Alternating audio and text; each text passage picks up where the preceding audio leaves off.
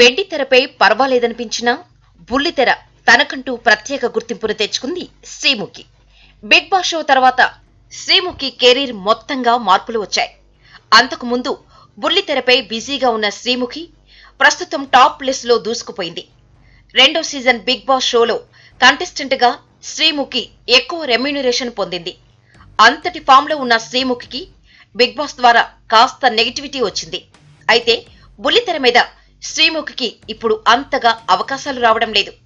ఒకప్పుడు పటాస్ షోతో శ్రీముఖి రాములమ్మగా అందరినీ ఆకట్టుకుంది. మళ్లీ ఆ రేంజ్ షో ఒక్కటి కూడా శ్రీముఖి ఖాతాలో లేదు. సోషల్ మీడియాను వాడుకుంటూ తన క్రేజ్ ఏమాత్రం తగ్గకుండా చూసుకుంటుంది.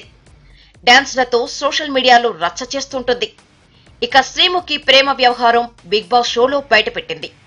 బిగ్ బాస్ షోలో తన బ్రేకప్ గురించి చెబుతూ అందరినీ ఎమోషనల్ చేసిందామె.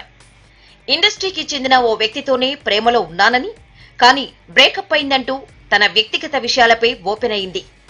తాజాగా మరోసారి తన పర్సనల్ విషయాలపై శ్రీముఖి స్పందించింది. నెటిజన్లు రకరకాల ప్రశ్నలను సంధిస్తున్నారు. జీవితంలో చేసిన అతిపెద్ద తప్పు ఏది అని ఓ నెటిజన్ ప్రశ్నించాడు. దానికి శ్రీముఖి జనాలను త్వరగా నమ్మటం, ప్రేమించటం అంటూ చెప్పుకొచ్చింది. ప్రేమలు బ్రేకప్లు కామన్, అయితే మరోసారి ప్రేమలో పడుతుందేమో చూడాలి.